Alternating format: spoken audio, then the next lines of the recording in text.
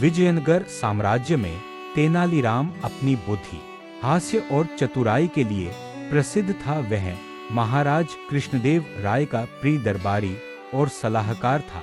यद्यपि उसकी बुद्धि अनुपम थी, पर उन दिनों उसकी आर्थिक स्थिति ठीक नहीं चल रही थी। घरेलू खर्च, कुछ पुराने दायित्व और आय के सीमित साधनों के कारण वह धन की तंगी से जूझ रहा था। अंततः विवश होकर तेनालीराम को महाराज कृष्णदेव राय से कर्ज लेना पड़ा। महाराज दयालु और उदार स्वभाव के थे। उन्होंने बिना किसी हिचकिचाहट के तेनालीराम को कर्ज दे दिया। कर्ज लेते समय तेनालीराम ने महाराज को वचन दिया कि जैसे ही उसकी स्थिति सुधरेगी वह शीघ्र ही पूरा धन लौटा देगा। समय बीतता गया।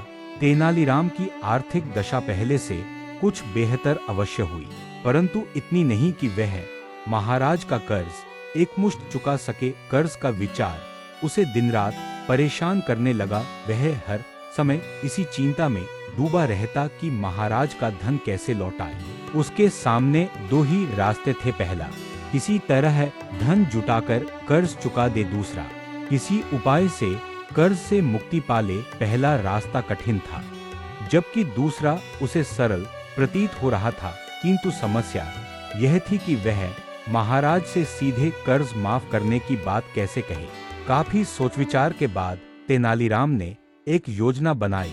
उसने इस योजना में अपनी पत्नी को भी शामिल किया।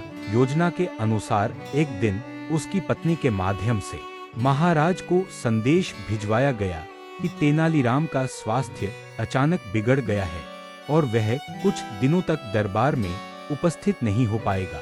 संदेश भेजने के बाद तेनालीराम ने दरबार जाना पूरी तरह बंद कर दिया। कई दिन बीत गए। दरबार में तेनालीराम की अनुपस्थिति महाराज को खटकने लगी। वे चिंतित हो उठे कि कहीं तेनालीराम की बीमारी गंभीर तो नहीं हो गई। अंततः उन्होंने स्वयं उसके घर जाकर हालचाल जानने का निश्चय किया।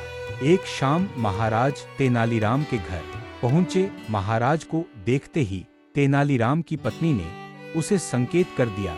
तेनालीराम तुरंत बिस्तर पर जाकर कंबल ओढ़कर लेट गया और बीमार होने का अभिनय करने लगा।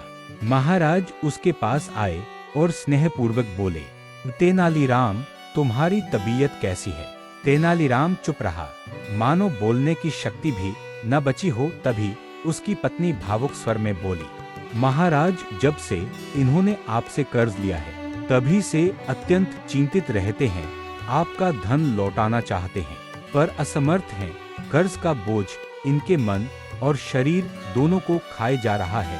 उसी चिंता के कारण ये बीमार पड़ गए हैं। महाराज को यह सुनकर दया आ गई। उन्होंने स्नेह से कहा, अरे तेनालीराम, इतनी छोटी सी बात के लिए चिंता क्यों करते हो?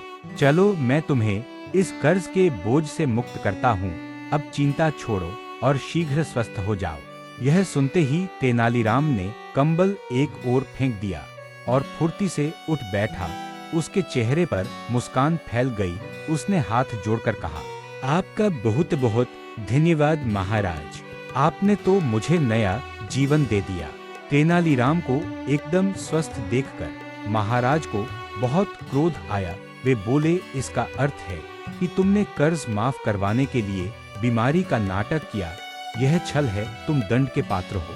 तेनालीराम ने विनम्रता से हाथ जोड़ते हुए कहा, महाराज, मैंने कोई छल नहीं किया। मैं सचमुच कर्ज के बोझ से बीमार हो गया था। जैसे ही आपने मुझे उस बोझ से मुक्त किया, मेरी बीमारी भी दूर हो गई। जैसे ही आपने मुझे उस बोझ से मुक्त किया, मेरी बीमारी भी दूर हो गई।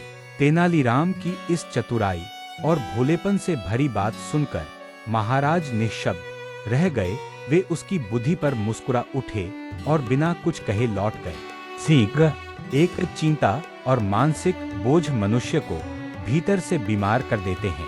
दो, बुद्धि और सूझबूझ से कठिन परिस्थिति को भी सरल बनाया जा सकता है। 3, सच्ची चतुराई वह है जो बिना किसी का अपमान किए समस्या का समाधान कर दे।